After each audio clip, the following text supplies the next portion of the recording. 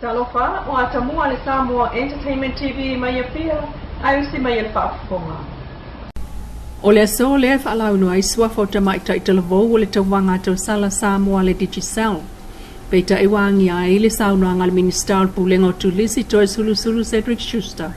Ilungo le savali le malo le tapena ai o Lacey Company telefoni o se tauwanga mo le Miss Global Samoa.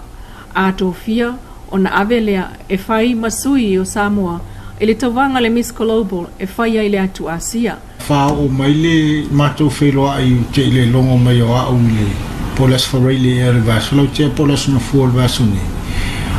Na o mai e le company telefoni le Vodafone le la na matou wheloa ai ia mawhaali mai e lo latou whinengalo e wha pe o lo e se tauwanga o lo latou tapena ina a pe o le Miss Global Samoa ai wha moe e wha atino a tō fia le ta mai tai ia o na alu le e whai masui o Samoa i se Wellington i Vietnam ea po se meo Asia ia November ea ia o le alafu o le lato savali ia len wha pe mai pe mawhaina endose e Samoa ea o le talan whai ai e tasi lava e Miss Samoa o le tausala Samoa ua tusi lima ia ile atunu umale malo e ala le tapenanga i tatu le tau afo e taimua ile pulenga tangata fau e tawanga fo ile ia e iai uma ia le fo i awai mai ia isi tamai tai Samoa isi vaenga o le kolopi ni ala infatti no le fa muenga o events uma po me uma fai e ala tatu malo o le tausala le ma ia ta'ua tu ia e tasi le Miss Samoa e pe ona tasi le manu Samoa o le ave fu'a le nā alo tātou atunu. E le mawhai ona whaalua ni Miss Samoa. Tasi lava le Miss Samoa e recognize e le tunu o le tauwanga le whaatino. Nā ave fo iel tua lalo. Po le ame le whaunga ai a whai wa yeso la tau nau nau teinga. Ame le whaunga tuaile tamaitai le tausala Samoa le. Ai pe vai atu e pe ini winga fo ia fa competition a diti Samoa Vodafone yo ia vaenga ia na avisawa ia ele avele tausala Samoa e fai ini fai nga au e ava no fo tausala Samoa le Miss Samoa pa ia ini nga luenga firma o mia e fa ala lo Vodafone o le fitulia tatu tu ia wala ni sta penanga la tu e fai ia atonu ai fai no fatino ai la tu a se upu o se tausala recognize o le Miss Samoa le ai tasia tausala Samoa le ia la tatu tunu le foi de alu ai tatu Miss Pacific Islands e tasia la me fu a Samoa ele fai na lua ni man Samoa ma ia fa manatu atu ia le tutusa le Miss Samoa ma le Miss Samoa Global. Ili taimi nei, o le Miss Samoa lea o lo langolango pe sponsor. Ia po lo nai fo ir company le Digicel. Ai tūlanga wha pisinisi lava i tūlanga wha tau wā. Lea uatangia mai ai le sitia o le marketi wa apa iai le Vodafone. Ili tau leo sa lato fo itene o le Miss Samoa Global. O le so le uwala awai tu stala le tunu ue awa yatu il ofiso le Digicel. E wha alawi lo ai sua fo tamaita i tau wā mo le sa ilinga. O le Miss Samoa Digicel lo olu tolu, lo olu wha. E tu sa malefitu pasene le whaitawa whai o tangata i upolu o lo maua i le mumu tutupa. Ai 5% i latou o lo maua i siama mumu o lo wha mawina mai le au whai o tangata o au maul mo tele sa vai. Peitai, o 5 ai le nei o tausanga o wha ato e alu sa pa ainu ngā whala au mumu talu mai lua o ta sivalu. Ona o mai tau ina i susu e ngā sa whapea ona whaatino le ko tau sa ngai lua whisfupa. O lo mo runga lava tūranga o le mamaru o le whaitau a whai o le maru le tūru. O lo o aafia le mutupa maro o iele a lufe o le mutupa. E pe ona ta o toi foi mamo mai whamau mo mai puse leo le 10% o la whainga o le maru le tūru patu whaata Samoa atua.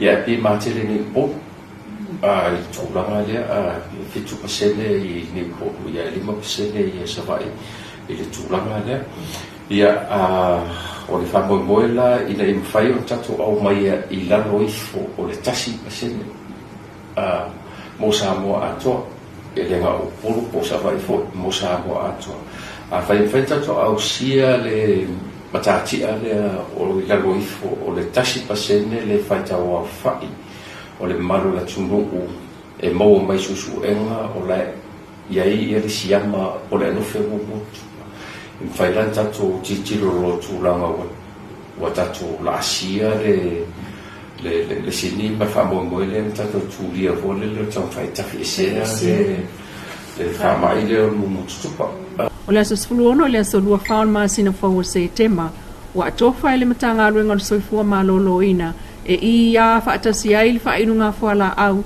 e alu faatasi upolo masavai ile na ole tasi le vaiaso mo tangata mātutua e oifo ile lua tausanga wa yeifo ala au whaapitoa mo lātou. O ta oto ina ifal maliu le tino o le tamao le fio angolano le ana maliu whaafose ina ua sātia e malie ile o sao tamao le taunu ungola na ngālue ngafisoswani o le toso leo le manua ile loloto talu wa fia le nuu le manongi peitai. O ta ue mo li mau mai le nuu na toe I ua ne lava I uta le tino le manua le matafanga a opisi le nu e avelo lato tautai ili falemai. Mawane ai loa whaatama ia ili afi. Peitai o vaenga ele umo na muhusa tau mawhai e suatu ili sami ina ua o atu le sua le tai ili matafanga ele umo na mu.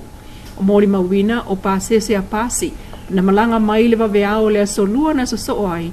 E o mai lava ili nata imi o tu maua le manongi wha le tonu tulau.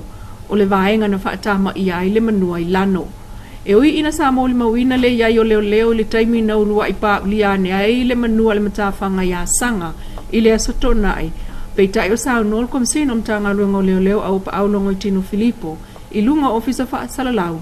E leo solato tiute le eva ese o le manua mate ma le matawhanga. O mo mawina sa iai fo ilsui pa alamia le sunga tuala Yosefo Ponifasio le na lava tae ao na ngā solo ai mai moanga. O tautu ua isolo le mafua anga le taunu unga le whaale tonu, ma mau waile soifua o sa tamata lavou. Sa tau mawhai afsosoani e unoa malona sila fia whaapitoa I whae te tenga mo le saunga le mu. Inisi o tala le o whaapito o ngā whaiseitu malo e tasi o savai. Le avatu le iai o avanoa e talo sangai mo avanoa o ngā li I mawhanau. Ai o tangata taito tasi whamanuianga o le se inofo mau. Ale malo New Zealand I tau sanga taitasi. Wafua le masi atu le vai aso nei.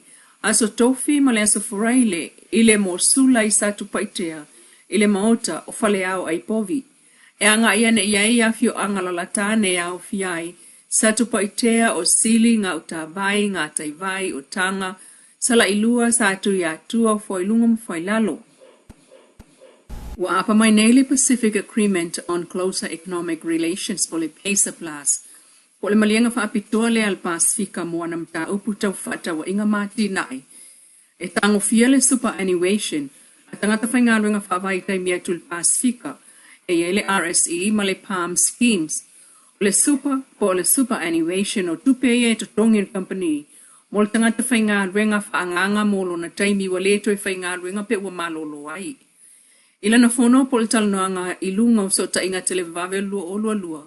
Sa tau la ile sila fia lau tele leo o supa e wha mala malama o wha le tonu aliae ma whaia se awale wha le leia nga iluma. O le supa lava ia il taimi ava ese mai ai lo tongi e teu wha anga pe enivesi ina ia le leisa utupe maua I le taimi e te li tai ai. Ele o tutusa le whaingal malo Australia I supa ma whaingal malo New Zealand. O au te tali e wha amalo sia e le tula fono. Kampani e tutongi le sultasi pasene o le tongi au wha ia tangata whaingaru ngai lana supa. Ai o New Zealand, malana polkalame le RSE, e le mana umiai kampani e whaisola tau sao le supa al tangata whaingaru nga peitai. O le malo New Zealand kampani o ilano le RSE e tilo i awala e whaiai le wha atatau mo supa a tangata whaingaru nga whaavai taimi. O tupe ia tangata whaingaruenga e tapa e o malatou pe ato e fo I o lato tunu. O se tupe teu wha au popo I o lato tutongi. Mai o le iai o le sila fia lau tele wha atau I nei tupe maua tangata whaingaruenga wha mai taimi. E se iti hai fo I tūlanga tau I o lato tamau a inga. O sauno le sunga la wafia keiri mua nanu, o tau la mua le avato le avanoa i o tātou a inga i savai. O wha moe moe le mo tālu sanga i le sei o le nofo mau maasani la vani usila, le employment scheme, o atu le awhionu te lau tangata Samoa mawhaiona nga wa ai, e au fia i mātua ma whanau pe a manuia i le sei. Ngā ruenga fo ia le o toi tutongia ni pepa whai ngā ruenga, e pe ona saunoa la wafia, vanga nai, le tolu se fulu tala, mo le tangata e toatasi, ma le 5 se fulu moulu ngā li ima whanau e whaatino ai, le talu sanga ma pepa. O le vai aso taluai na o atuai lea whaamanuianga, i le itu o tane, ma moli ma wina le whaitau se lau o tangata tai toatasi ma ainga na le stalai, mo awa noa whai ngā ruenga no fo mau i New Zealand. O toi o fuatu fo i ele aipes malona prestene le fionga na mula ulu i sara ma walai vau. Fesosoani e tutongia ia onga mō whanau o ave ala tumta upu wha insinia. E pei ona manuiai Hayley Rosie Ulbeck, matuilangi ngese lio ngese. O se fesosoani na whailo aile nganga whaaftai o nei whanau pei tai. O se anga masani lava lea whaaltau sanga le aipes e pe on sauno le prestene mō tamaiti mai a onga mtata ilu tato tunu.